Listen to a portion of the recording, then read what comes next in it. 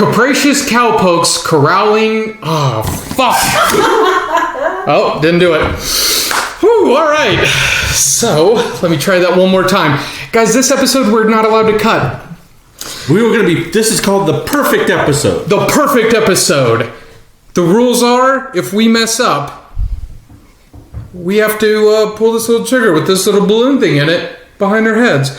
Because there's a little needle, and it's randomized. So this is very much Russian roulette. It's a poker-themed gambling episode. We thought it was appropriate. So let me try to redo the intro again because that's psyching me out. Go for it. Capricious cowpokes corralling cannons, and here we are, sounding board.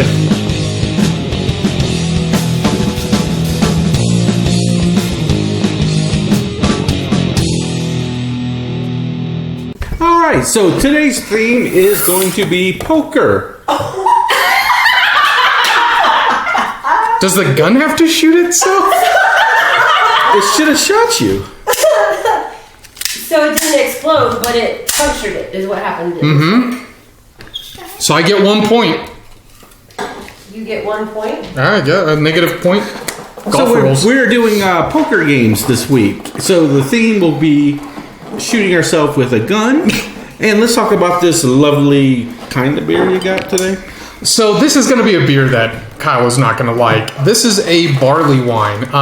Crazy Mountain. Is it a wine or a beer? Barley wine is a style of beer, but it just has a really high alcohol content, a lot of hops, a lot of aromatic flavors. Those are big words. It's pretty awesome. But yeah, Crazy Mountain, Denver, Colorado, local beer company. You want to give it a shot and we'll see how much you hate it.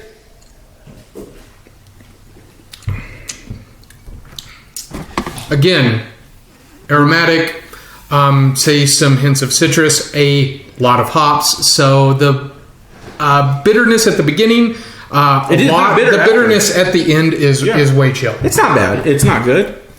Considering you don't like hops, don't like hops, right? So, welcome to this beautiful episode on poker, which is something I love, and I love games that incorporate poker. So a lot more games do that than you'd actually think. Yes, so a lot of them people don't even know do it, but they do. Ooh, so we're going to start off with our Cult of the New. Did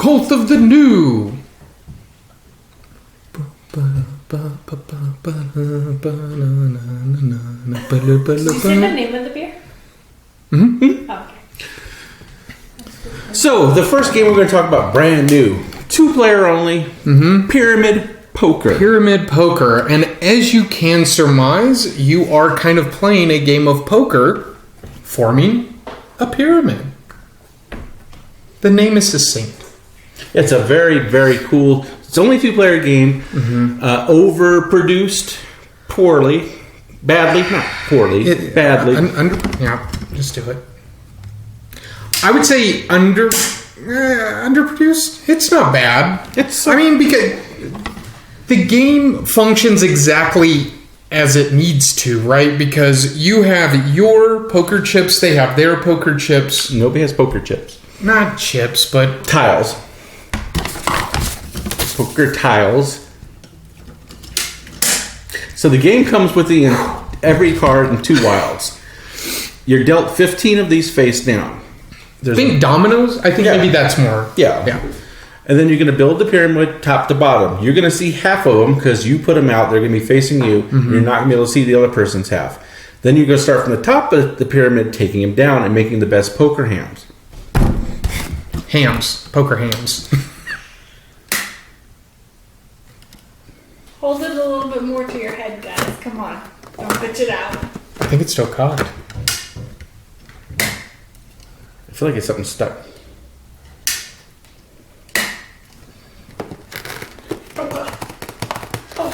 Okay. I don't know if it's going around. That's the problem. You may have to move it.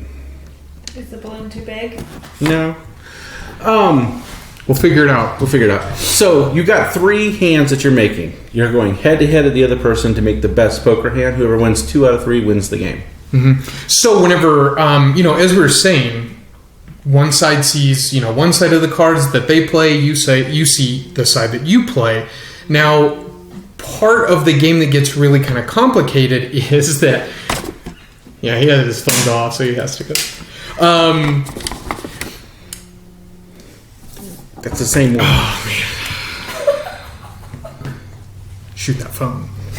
Part of what makes it interesting is, as you're kind of like making your hand, you can choose a tile that you don't know what it is, but it could really work with your hand. And that makes it very dynamic where, this is a short game. What is this, like 20, 30 minutes? Oh, it's that. Especially, it is a game if you don't know poker, you're handicapped. Absolutely. There's definitely a learning curve. But it's classic poker. There's nothing like super fancy. No. You're talking the four suits, classic, like, Hey, Cameron, I do have a question for you. Yes. You played a game last night. What was it called? I played multiple games last night. Which is the one that I like? Dark Souls? No, last night. Not Wednesday night. I don't know. Damn it.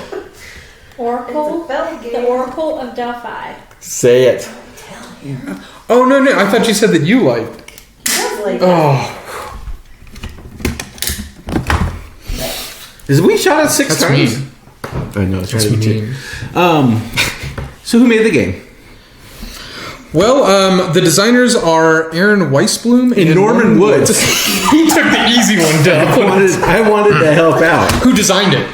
I don't even know if you R&R Games. R&R Games, who is a great company. Very good company. Yes, they should talk to us more. So, what we're saying, this is a really nice filler game. This is definitely an advancement of, like, poker. Now, this is obviously not going to replace, like, poker nights. No. But if you have, like, 2 people, you just want to play, like, a poker-style game, this is really good. Do you know, I forgot what this cost is at and how availability. It was only like a $14 game. So, cheap game. The components are fine for what they are. Good 2-player like mechanics. I would say, if you like poker, you got some 2-player game action going. I would say definitely pick this up. Definitely. Now let's go to Cold to the Old. I want to see if this thing actually pops. Oh, that was 7, you jack!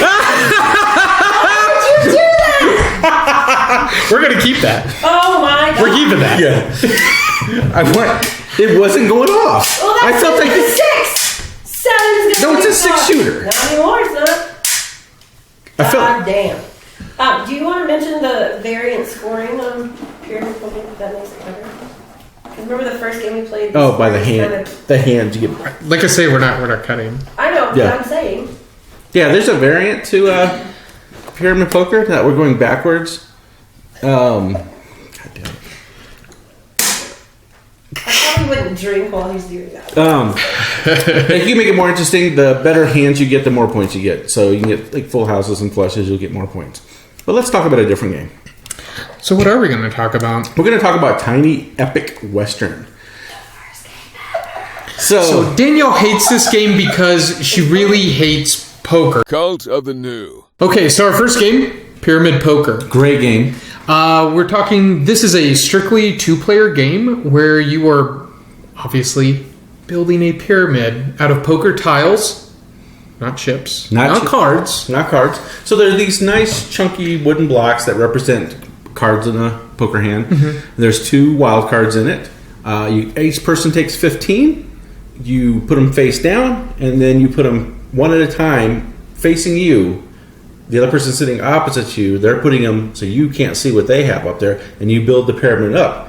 And then it's the best winner of 3 hands. Mm-hmm. And you're going to build it from down to the top. So you're like, I don't know what this card is, but I know my cards suck. So So sometimes choosing that random card from the opponent is really like the best move. So there is a lot of like randomization. Like it makes it feel more like dynamic to me because you're basically playing 3 games of poker real quick in a row.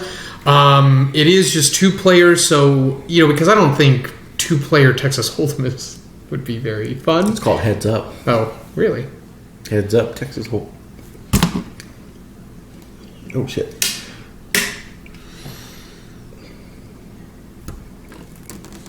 Did you do it? No. Okay. Okay. Okay, so this game was designed by Aaron Weisblum and Norman Woods. Great guy. he really wanted to say that one because it was easy to pronounce. This game was made this year, 2017. It is a quick little game, so 15-30 minutes. It's a nice 2-player filler. I would say it would fit nice in a game night if like 2 people just kind of maybe showed up like later, something to fill in, like waiting for another game, because it's fun, it's dynamic, but So it's really you'd quick. call it a filler. I would call it very much a filler. It Very fills much a that filler. poker genre that I miss. Fills 'Cause a niche I'm a in poker the time player, frame. and I miss that. This fills a little bit of it. Start playing for money here soon. Throwing down some dollar bills, yo. It is definitely not going to, fill that same place as Texas Hold'em, or any other kind of like game night. Is that But behind your it head? is really fun. I just put on my hat. Chicken shit. Hold it to your face. It'll do. But yeah, you said this game was about like $15. $15, very cheap. Nice wooden pieces on it. Heavy game as far as it weighs a lot. It is definitely a heavy. It is wood. It is a box of Wooden pieces. Wooden pieces.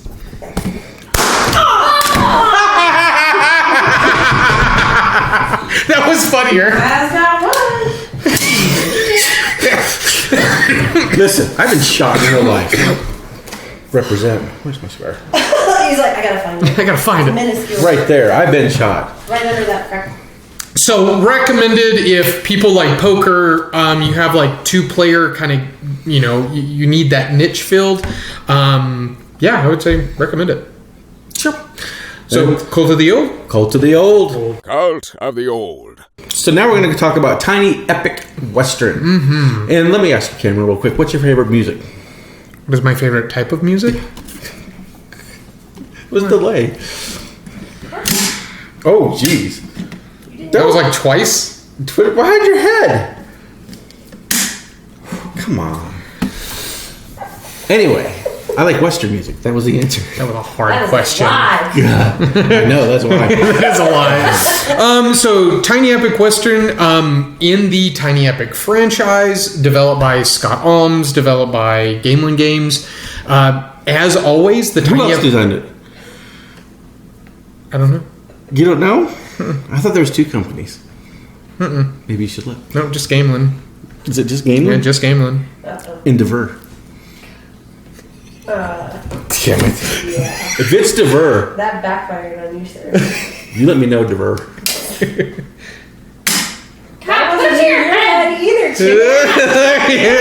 Far away, son. Joe, this thing is filled with oxygen. Whoa, It's filled explosive with oxygen. Chicken shit. But this comes in the Tiny Epic family, Yeah, fair. which have been great games. It is They're- my favorite. Except for.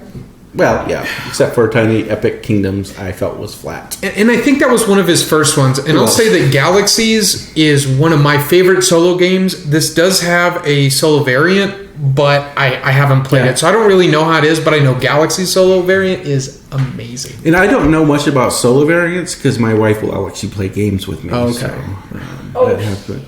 That was a burn. What? That was a burn. He's not hard. It's hot hair. Kyle? It's because Kyle is a good teacher. Oh, no. Oh. I'm just kidding. Whoa. I'm just kidding. But- Whoa, I'm just kidding. Man, Kyle, So you're be making careful. heat. You're making poker hands in this game, based on worker placement. It is worker placement, right? Get it closer to your head, bitch. Jeez. It is a little bit of like worker placement, but really you're vying for control over like each building, and you're using poker hands doing 3-hand variant. So they have a different, I don't know, like Suits? different suits. Different suits. There's a sheriff star, like a bullhead, horseshoe, that kind of stuff, and they're each ranked differently. So So what's the best ranking hand? I believe it is the bull. No, I mean in poker. Just like in Best this, hand. what's the best 3 hand that you could have The best hand you can have in poker in that 3-card game? in the three of a kind. It's a straight flush.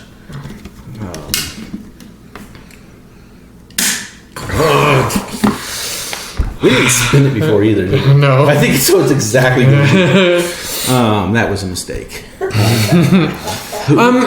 know what? Kenneth, spin it next time. Thank you, Kenneth. You know, this I think is a game that really works best at 4. I didn't play it at any other number, but like 4 really makes a lot of sense with everything kind of being open. You have a lot of like, you know, really like land grab for certain spots. Really makes it more competitive. I really like this game at 4. And what this game does has a hidden problem in it that a lot of games don't. Mm-hmm. If you don't know poker, it's not going to be that fun of a game. Really not. It's going to be frustrating because you don't know what's going to beat what. Do you need to have some knowledge? It gives you what poker hands beat what poker hands, but it's still, if that's not something you do a lot, it's kind of tough. It's learning a whole other like core mechanic into a whole other game. Yeah. So that can be frustrating, especially if you're the only person like behind on that. So yeah, it's frustrating. So definitely keep that in mind. However, aside from that, Tiny Epic Games, they're relatively inexpensive because it is good solo 1 to 4. Like this does play a good variety of people. Yep. I would recommend this. Good thumbs up. Very good. Don't do accents. God, it's so bad. You should have to pull the trigger for an accent. No, I did not make a mistake. Stop it. So now we're going to go to the Cult of the Ancient. So let's welcome back our viewer mail. We didn't have one last week because we're being jerks. Yeah, we weren't listening to our populace. You just ripped it up. So this comes from a gentleman named Eric Ritter, which I believe is John Ritter's son. If all the rumors are true. Yeah. He is in the theater. I don't know what that means. But he asks, Shadows over Camelot, is it a great game? Or is it just god-awful? I'm going to be honest with you, Eric. I haven't played it. It's crap. Now, here's the problem. Shadows over crap a lot. Yeah, here's the problem. And this is a gaming problem. We're going to get deep right here. Okay.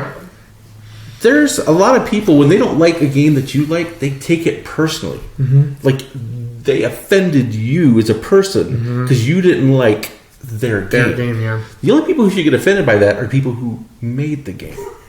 I agree. Like, when we don't like a game, all I'm really insulting is the designer. The designer. Yeah. I would never insult Justin's horrible taste in Battlestar Galactica. I would never do that. Never do it. Doesn't make Justin a horrible person. Doesn't make him bad or evil. Doesn't make him a silent one. It just makes him an unfortunate person with taste. Anyway, we're going to talk about this last game. Some Battle Line. The worst box in... Here's why it's the worst box. It's boring looking. And you think it's a war game. You almost think it's a Euro because of how much brown is in it. It's got so much brown. So much brown. Anyway, it looks like it's a GMT game. GMT Games makes war games. They make some war games. They make some boards games. Oh, man, this is it, isn't it?